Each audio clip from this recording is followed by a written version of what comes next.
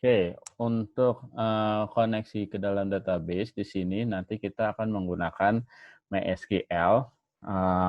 Untuk software-nya sendiri kita menggunakan PHP MyAdmin. Nah, database itu apa sih? Di sini database ini sebenarnya kita bisa artikan kumpulan informasi data yang saling terhubung satu dengan yang lain. Jadi kalau kita ngomongin database itu nanti ada satu data file yang terhubung dengan data file lainnya. Contoh kalau kalian kemarin kita bikin komentar, nah komentar ini kan nanti bisa dihubungkan ke data file yang lainnya, misalkan biasanya blog misalkan gitu ya, di dalam blog ada komentar. Nah, di dalam artikel biasanya kan blog artikel itu bisa dimasukkan komentar-komentar. Nah, itu hubungan atau relasi di dalam database. Nah, kalau seperti itu sebenarnya sudah dikatakan sebagai database gitu ya. Nah, tapi ada istilah lain yang disebut dengan basis data. Basis data itu apa? Basis data itu kumpulan file atau table atau arsip yang saling terhubung yang disimpan dalam penyimpanan elektronik. Jadi, kalau kita ngomongin database, sebenarnya tanpa harus menggunakan bahan elektronik pun, itu bisa dikatakan sebagai database gitu ya. Tapi kalau kita udah ngomongin elektronik, biasanya disebut sebagai basis data. Tapi, kita biasa menyebutnya dengan database juga gitu ya. Nah, format di dalam database itu seperti apa? Kurang lebih akan seperti ini. Kita membutuhkan sebuah software namanya DBMS. Apa itu DBMS? DBMS itu adalah singkatan dari Database Management System. Fungsinya adalah untuk mengelola data sebagai alat untuk memudahkan kita berkomunikasi dari satu data ke data yang lainnya gitu ya. Nah, dalam DBMS ini sifatnya ada banyak sekali software yang merupakan DBMS gitu ya. Kalau kita sekarang contohnya di sini ada namanya MySQL atau alat bantunya atau PHP admin gitu ya. Nah, itu disebut sebagai DBMS atau Database Management System. Nah, di dalamnya kita dengan mudah bisa membuat sebuah data file ataupun kita bisa merelasikan antar satu file dengan file yang lainnya. Nah, itulah fungsi dari DBMS. Kita pun mudah untuk mengelompokkan atau mengelola data yang ada, seperti menambahkan atau mengurangi, ataupun mengedit gitu ya. Dengan database, kita cukup menggunakan satu bahasa yang disebut dengan bahasa query. Bahasa query ini adalah bahasa perintah di dalam DBMS itu nantinya. Oke, di dalam database itu strukturnya seperti apa sih? Di dalam database kurang lebih strukturnya akan seperti ini. Mungkin kalian udah pernah lihat ini ya, ini materi kita sebelumnya tentang database gitu ya, basis data. Nah, di dalam struktur database itu ada namanya, jadi dalam DBMS itu atau di dalam software DBMS itu ada bisa banyak database gitu ya. Jadi contoh misalkan ada database karyawan atau kesiswaan ataupun eh, perkuliahan gitu ya. Nah, contoh di sini saya misalkan database karyawan atau kepegawaian lah ya, kepegawaian. Nah, di dalamnya ada file pegawai gitu ya. Nah, di dalam file pegawai ini bisa memiliki banyak sekali atribut atau kita sebut di dalamnya itu ada field gitu ya, sebagai struktur dari file tersebut gitu ya. Jadi struktur utamanya di sini ada namanya ID pegawai, nama, alamat, kota, kode pos, dan nomor telepon. Nah, ini disebut sebagai struktur file atau di dalam struktur file ada namanya struktur database gitu ya. Jadi ada banyak file-file. Nah, di dalam data file-file ini biasanya itu akan terelasi antara satu file dengan file yang lainnya. Misalkan pegawai nanti terelasi dengan data penggajian ataupun pegawai akan terelasi dengan data absensi dan seterusnya gitu ya. Jadi pada saat kita mau bikin database, yang perlu kita ingat adalah kita bikin dulu nama database-nya, lalu kita bikin juga nama filenya atau disebut sebagai table-nya di sini kita bikin.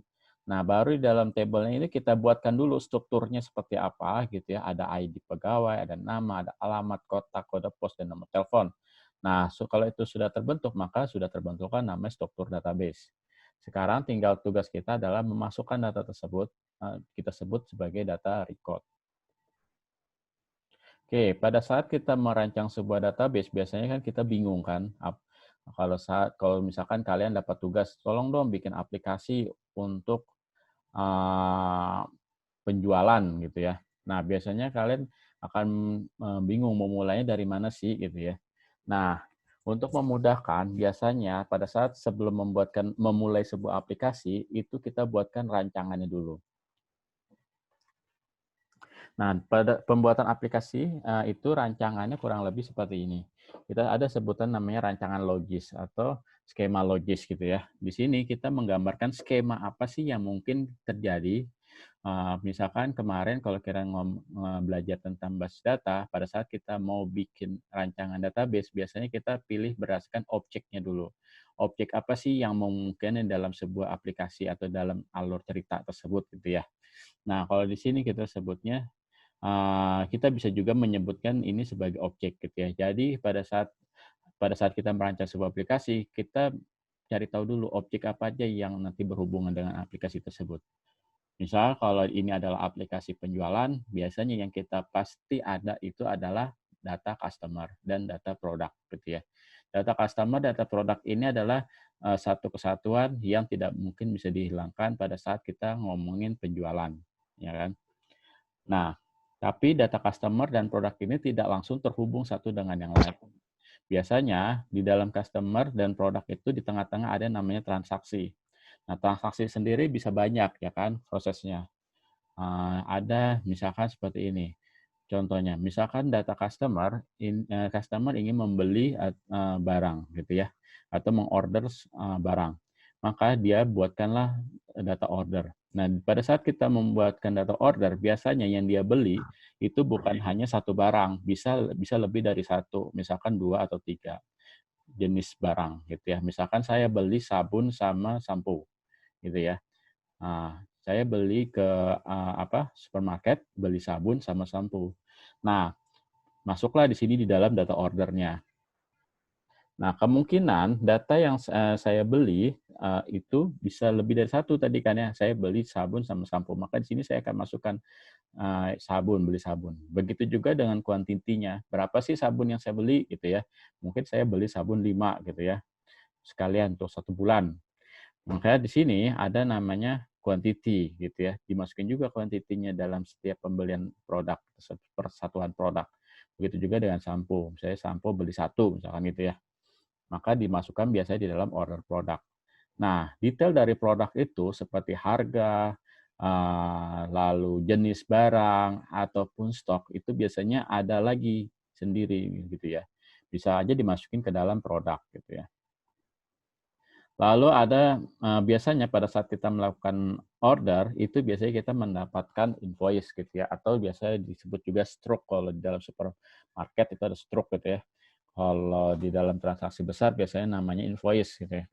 Oke, biasanya dibuatkan dulu nih di sini, bisa dimasukkan seperti ini, misalkan ada objek stroke biasanya atau invoice. Nah, di dalamnya biasanya di dalam invoice itu ada pilihan kita mau bayarnya kapan, lalu mau bayar pakai apa? Apakah pakai kartu kredit ataupun pakai cash ataupun pakai bank gitu ya. Nah, itu biasanya ada di payment gitu. Jadi apalagi sekarang pembayaran bisa macam-macam ya. Ada yang menggunakan digital pembayaran gitu ya. Ada banyak sekali. Nah, biasanya ini akan input ke dalam payment. Berarti kita akan menyimpan data payment ini. Bisa, bahkan sekarang satu invoice itu bisa 2 kali model pembayaran gitu kan. Kalau kalian pernah beli di Tokopedia, contoh misalkan di situ ada yang bisa menggunakan pembayaran OVO, tapi misalkan gini, saya beli barang harga 100.000, 50.000-nya saya pakai bayarin pakai OVO, 50.000-nya saya bayar pakai transaksi perbankan. Itu sekarang ini sangat memungkinkan. Jadi bisa jadi satu kali pembayaran invoice itu bisa menggunakan 2 metode pembayaran yang berbeda gitu ya. Nah, di sini skemanya sudah jelas. Dengan seperti ini, tanpa kita pusing-pusing bikin aplikasinya dulu, kita udah bisa membayangkan bentuknya seperti apa gitu ya. Nah, tapi di sini belum secara spesifik kebutuhan atribut apa saja sih yang atau data-data apa saja yang dibutuhkan dari setiap objek-objek tersebut. Maka biasanya di setiap objek ini dia memiliki kita masukkan atributnya gitu ya. Misalkan customer itu ada apa aja sih yang dibutuhkan?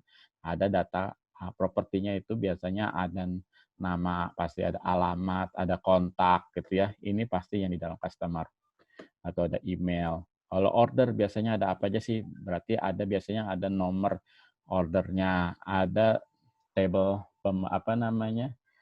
Tanggal pengorderannya kapan gitu ya dan sebagainya. Nah, biasanya dari situ kita buatkan juga database rancangan database-nya di situ. Nah, baru kita implementasikan ke dalam rancangan fisiknya. Kurang lebih rancangan fisik akan seperti ini. Kita lihat, ini kalau bentuknya sudah seperti ini berarti sudah diimplementasikan di dalam DBMS. Nah, bisa menggunakan MySQL ataupun menggunakan database lainnya gitu ya. Contohnya di sini adalah akses gitu ya. Akses juga merupakan bagian dari DBMS. Oke, kita lihat di sini sudah terjelas, di sini dia sudah langsung merelasikan data dari setiap file-file tersebut. Misalkan customer dia terhubung dengan order. Order terhubung dengan order produk dan invoice gitu ya. Nah, invoice dia terhubung dengan payment dan seterusnya. Ini sudah saling terhubung satu dengan yang lain sehingga ini sudah saling berelasi gitu ya. Jadi pada saat kita masukin order, dia juga masukin customer ID-nya. Berarti di sini harus ada customer ID tersebut. Jangan sampai ada order, tapi pada saat dicari customer ID-nya di sini nggak ada gitu ya. Berarti ini orderan fiktif gitu ya. Karena data customer-nya nggak ada gitu. Tapi itu hampir tidak mungkin harusnya karena pada saat dia order, dia harus login dulu. Nah, login dia biasanya ada di customer-nya seperti itu. Begitu juga dengan invoice. Invoice ini di dalamnya ada data order numbering. Jadi pada saat kita bikin invoice, nggak mungkin tanpa ada orderan. Karena di sini dia masukkan data nomor ordernya. Jadi ya sini sudah saling terhubung satu dengan yang lainnya. Jadi pada saat biasanya kalau sistem ini langsung dihubungkan seperti ini, pada saat kita hapus data ordernya, nah, dia akan ngecek dulu ada nggak data order itu di sini. Dia kalau misalkan ada, itu ada kemungkinan dia akan menolak gitu ya.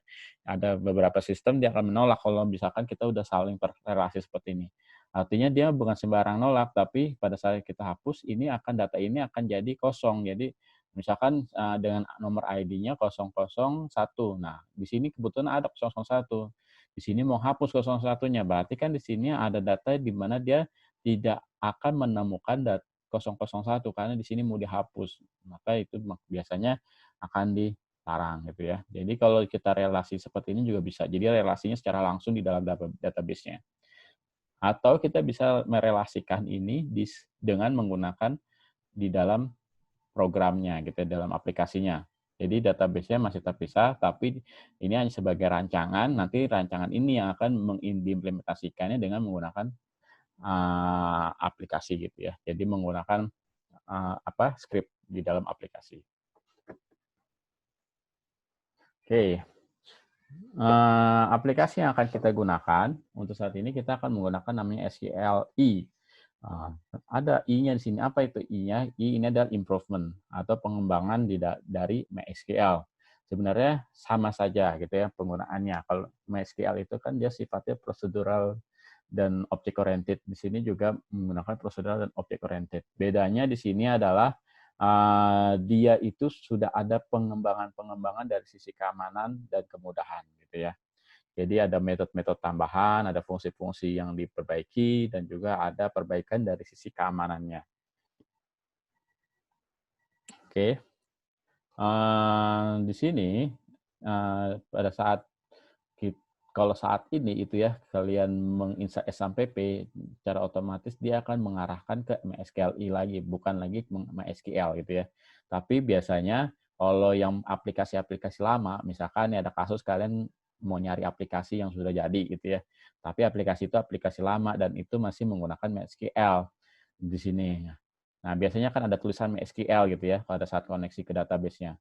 Nah, itu pada saat tapi kalian menggunakan XAMPP-nya instalan baru. Dia ada versinya misalkan versi PHP-nya versi 7 gitu ya. Versi yang terbaru saat ini. Nah, dia tidak akan mau menggunakan lagi MySQL. Jadi versi terakhir pada kita menggunakan MySQL itu adalah versi 5 gitu ya. Jadi PHP 5 masih mau menggunakan MySQL. Tapi kalau udah versi PHP-nya 6 ke atas gitu ya, itu sudah wajib menggunakan MySQLi. Nah, kalau udah terlanjur gimana Pak? Tenang, kalau udah terlanjur itu tinggal diganti aja. Biasanya itu di dalam koneksinya di sini, dia hanya bedanya ada tulisan tambahan i gitu ya. Contoh misalkan seperti ini. Kita bikin koneksi database menggunakan MySQLi, itu bedanya dengan MySQL di sini cuma ditambahkan i gitu ya. Kalau MySQL kan MySQL Connect dulu gitu ya. Tapi nanti kalau di MySQLi tinggal ditambahkan i di sini.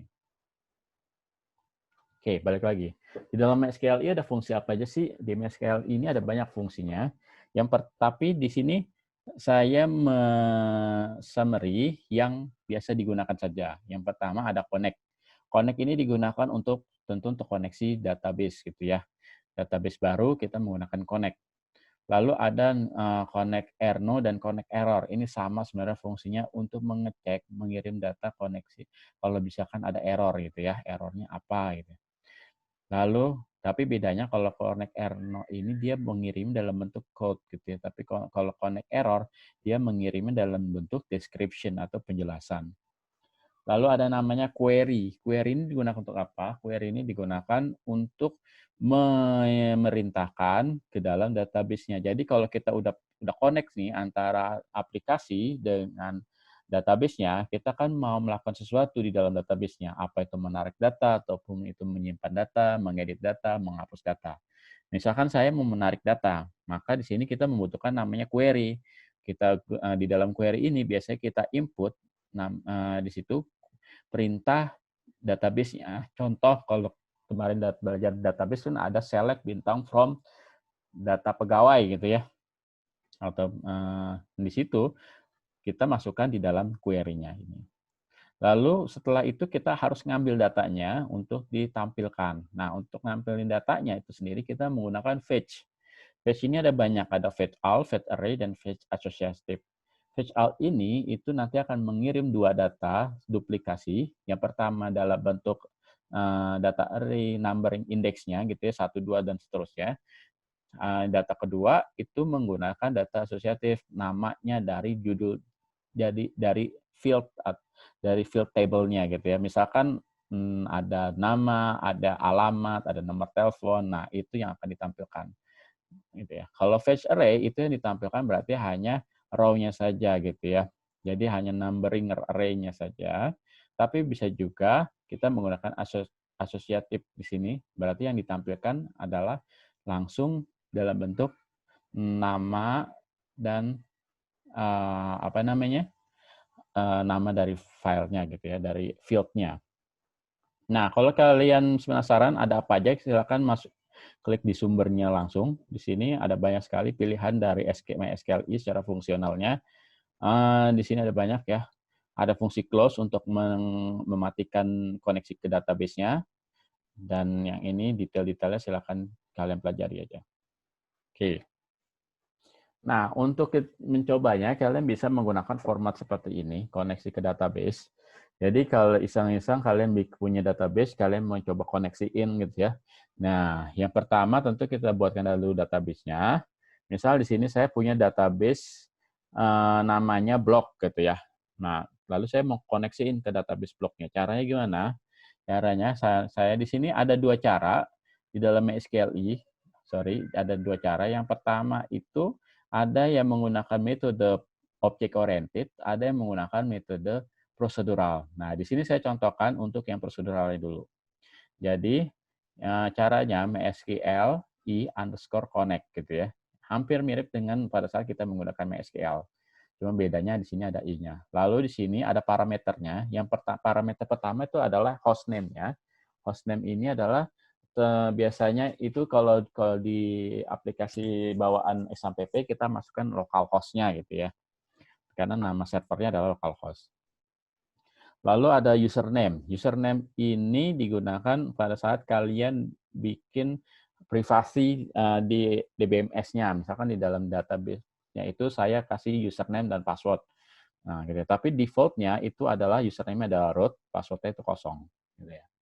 Lalu DB name-nya ini adalah nama database-nya. Saya masukkan contohnya adalah blog. Nah, kalau sudah, nanti kita bisa ngecek koneksinya dengan menggunakan MySQL Connect Airno misalkan gitu ya. Kalau sukses, dia akan jalankan.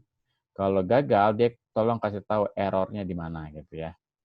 Nah, kalau sukses, dia kasih notif dulu connected successfully gitu ya. Misal seperti itu. Nah, ini untuk koneksi database. Jadi kita ambil aja nanti konsepnya seperti ini. Nah, setelah itu baru kita ambil datanya. Tampilkan datanya gimana? Kita bisa menggunakan fungsi seperti ini. Result MySQL query. Nah, ini adalah tadi ambil dari sini ya, variabel yang ada di sini, column-nya. Column, lalu SQL ini itu adalah query-nya. Query-nya yang mau kita ambil apa? Perintahnya apa mau yang kita perintahkan? Saya mau ngambil data, berarti kita menggunakan select bintang from data komentar. Nah, berarti kita ngambil dari table komentar. Gitu ya. Lalu setelah itu baru saya tampilkan datanya dengan menggunakan fetch all. Artinya saya mau tampilkan semuanya, lalu di sini masukkan ke dalam data seperti itu. Nah, nanti kita cek isi datanya itu seperti apa. Biasanya sih udah dalam bentuk array gitu ya. Nah, seperti itu. Oke, untuk mencoba silakan nanti kalian ikuti saja di sini. Yang pertama, jalankan MySQL-nya. Seperti biasa, kalian butuh di sini oke, ya, XAMPP-nya jalankan.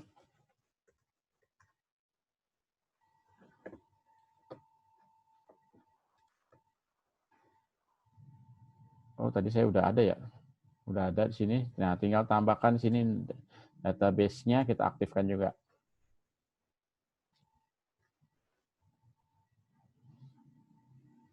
Kalau udah, baru kita coba aja dulu. Jalankan dengan tulis di situ localhost gitu ya.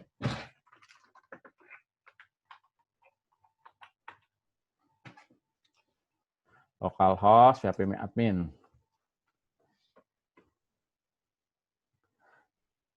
Nah, udah ya. Nah, di sini saya contohkan, di sini sudah ada database-nya namanya dbblock. Silakan nanti kalian kalau belum dibuatkan dulu dbblock-nya gitu ya. Nah, berarti namanya nanti dbblock. Nah, di dalamnya ada table komentar. Di dalam table komentar, di sini saya sudah buatkan strukturnya. Di situ ada ID komentar dengan dia primary key dan auto increment. Lalu ada field-nya dan nama, email, dan komentar. Berarti ini adalah field-fieldnya yang tadi ya. Lalu di dalamnya udah saya input, itu ada Agung dan Anto. Kalau kalian mau input lagi, tinggal tambahkan di dalam insert. Misalkan Yuli gitu ya. Yuli@gmail.com. Di sini ada ID yang tidak perlu kita masukkan karena dia sudah menggunakan auto increment. Selamat malam. Oke, kita cek lagi. Nah, Yuli udah masuk. Dia masuk ke dalam ID komentar 3 gitu ya. Nah, sudah seperti ini, tinggal kita jalankan. Caranya gimana? Pertama, kita buka dulu deh ya. Tomnya saya masuk di dalam B1. Di sini saya buatkan folder latihan 2 ya, latihan 2. Jangan bisa salah. A2 ya. Oke. Latihan 2.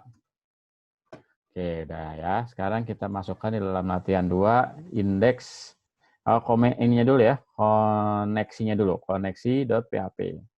Koneksi ini nanti digunakan untuk tadi konektornya. Nah, kalau bingung kalian nanti bisa cari di internet aja tadi atau di sini cari yang namanya connect gitu ya. Connect. Mana dia connect ya? Nah, ini ya, connect dengan menggunakan MySQL-i. Connect. Nah, di sini ada 2 cara sebenarnya. Ada object oriented, ada yang di sini prosedural. Saya contohkan di sini tadinya prosedural ya, maka sini saya contohkan aja yang prosedural.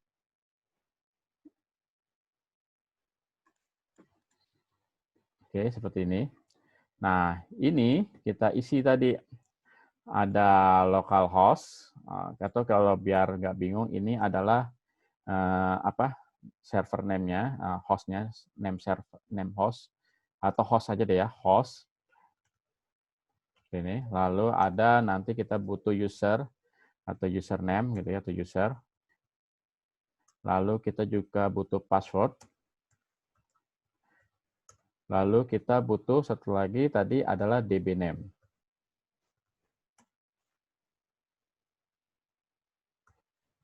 Kayak gini ya. Nah, nanti kita isi nih. Usernya, hostnya adalah localhost. Localhost defaultnya gitu ya, localhost. Lalu usernya saya pakai masih default yaitu root. Passwordnya kosong. Nah, tadi namanya DB block. Oke, sudah. Sekarang ini saya copy paste aja semua di sini. Jadi bisa juga kalian langsung dalam satu baris ini, tapi kalau biar nggak lupa ini apa sih gitu ya. Oh, ini saya bikin seperti ini aja gitu ya. Jadi bikin parameternya. Jadi kalau mau ngerubah-ngerubah nanti di sininya. Bukan lagi di dalam parameternya. Oke, sudah. Sekarang kita coba. Ini kalau sukses, dia akan langsung ke sini ya. Dia akan menampilkan data sukses gitu ya. Saya coba dulu. Else, kalau sukses, dia echo success to connect to my SQL. Oke, seperti ini. Sekarang kita coba jalanin ya.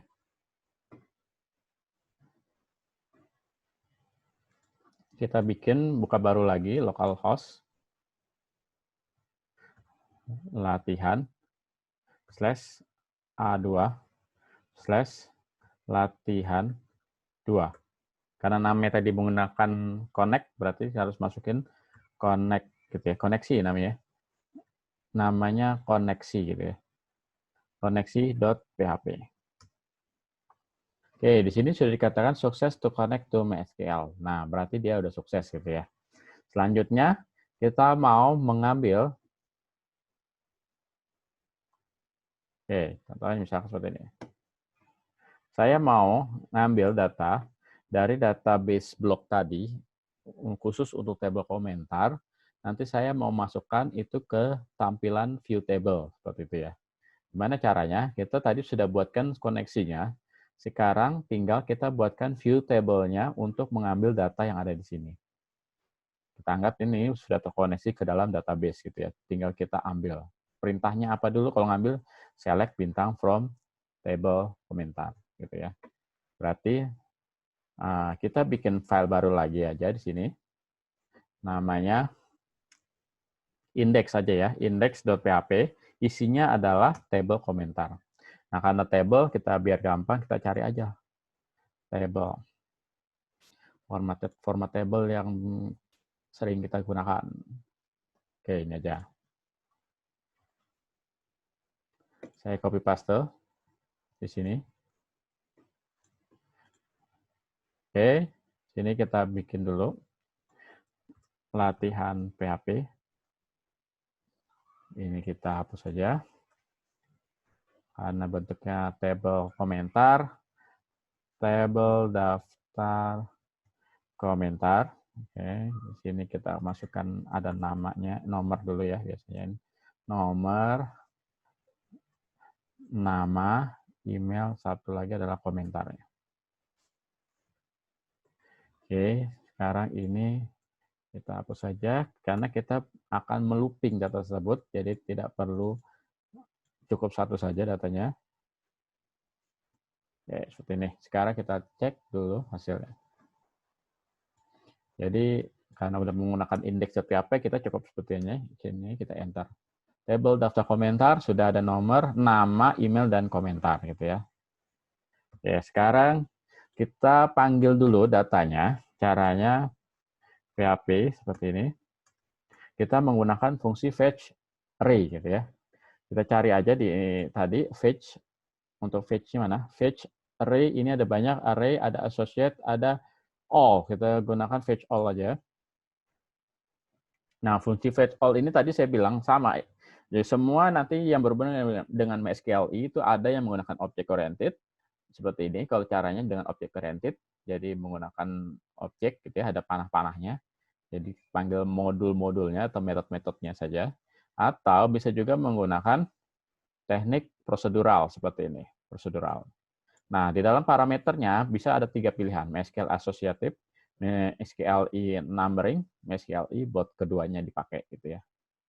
Oke, saya contohkan di sini, saya ambil ini aja.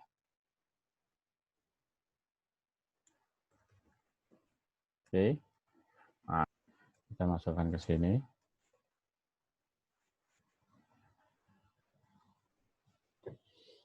Oke, ini data ini tentu bukan data yang kita inginkan untuk query-nya sendiri. Ini query-nya kita ganti jadi select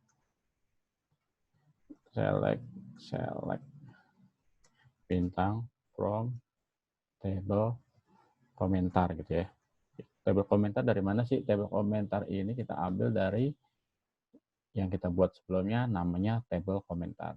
Nah, untuk bloknya sendiri tadi kan DB blok ini sudah ini ya, sudah kita koneksikan, anggap sudah koneksi. Sekarang tinggal masuk ke dalam table komentarnya, lalu kita ambil semua data yang ada dalam table komentar seperti ini. Lalu kita ambil semuanya, kita query-kan, kita ambil, kita masukin ke dalam data result. Selanjutnya, kita akan masuk ke dalam MySQL fetch array all. Fetch all, di sini kita pilih yang MySQL associative. Jadi yang kita tampilkan nanti kita masukin ke dalam data seperti ini. Oke, sekarang kita coba dulu echo print r data. Dan kita coba jalankan. Di sini tidak menemukan data count. Kita cek ya. Count ini tidak ditemukan. Kenapa? Karena kita belum masukkan koneksi database-nya. Gitu ya. Di count ini tidak ditemukan. Jadi kita panggil dulu koneksinya dengan cara include. Tolong dong panggilin file namanya koneksi.php. Kita coba lagi. Oke, bagus sekali. Di sini sudah sukses to connect. Nah, di sini sudah ngambil datanya. Selanjutnya data ini kita masukkan. Nah, tadi karena kita memilihnya adalah asosiatif, maka di sini yang ditampil adalah asosiatif. Oke, kita tinggal masukkan data ini ke dalam data table-nya. Caranya seperti kemarin, kita bikin di sini PHP-nya, kita looping dengan cara menggunakan for each aja. For each, ini namanya tadi data. Nah, ini key dan value-nya biarkan saja. Kita masukkan ini ke dalam echo.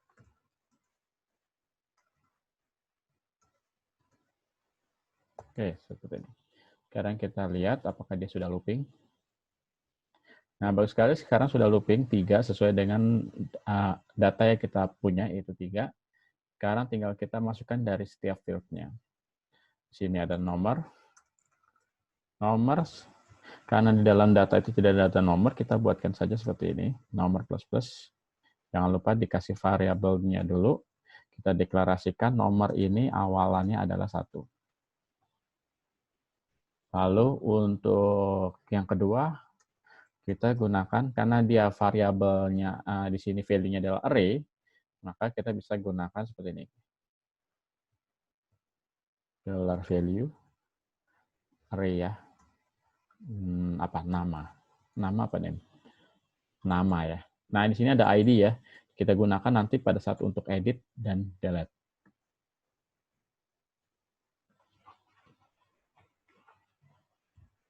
Oke, sudah. Sekarang kita coba dulu jalanin.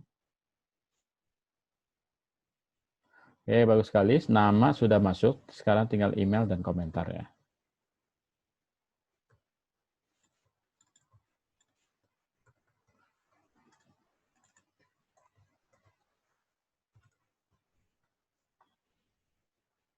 Nah, email dan komentar juga sudah masuk.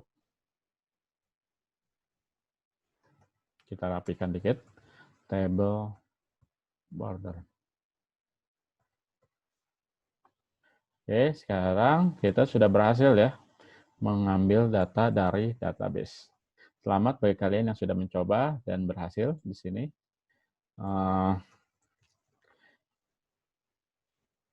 Untuk pertemuan kali ini kita sampai di sini dulu.